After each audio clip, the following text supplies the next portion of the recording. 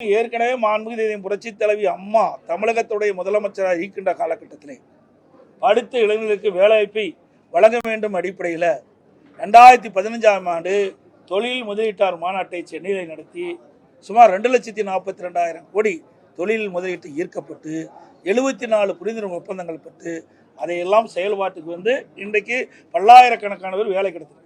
அதே வழியில் வந்த மாண்புமிகு அம்மாவுடைய அரசு 2019 ஜனவரி மாதம் சென்னையில் தொழில் முதலீட்டு மாநாட்டை நடத்தி 3,05,000 கோடி தொழில் முதலீட்டு ஈர்க்கப்பட்டு 304 புரிந்துணர்வு ஒப்பந்தங்கள் போடப்பட்டு அதன் மூலமாக தொழிற்சாலைகள்லாம் பயன்பாட்டுக்கு வந்து பல்லாயிரக்கான இளைஞர்களுக்கு வேலைவாய்ப்பு கிடைக்கும். அதே குறிக்கோளோடு அதே வழியில் மாண்புமிகு அம்மாவுடைய அரசு வந்த பிறகு புதிய தொழிற்சாலைகள் தமிழகத்திலே நிறுவப்பட்டு அதுக்கு தேவை நடவடிக்கை எடுக்கப்பட்டு அதன் மூலமாக பல்லாயிரக்கணக்கான இளைஞர்களுக்கு வேலைவாய்ப்பை உருவாக்கி தருவோம். அதுவரை படித்து பட்டம் பெற்ற இளைஞர்கள் அவர்கள் மன உளைச்சல் இருக்கிறாங்க. அதற்காக இந்த தொகையை நாங்கள் முதற்கட்டமாக வழங்குவோம்.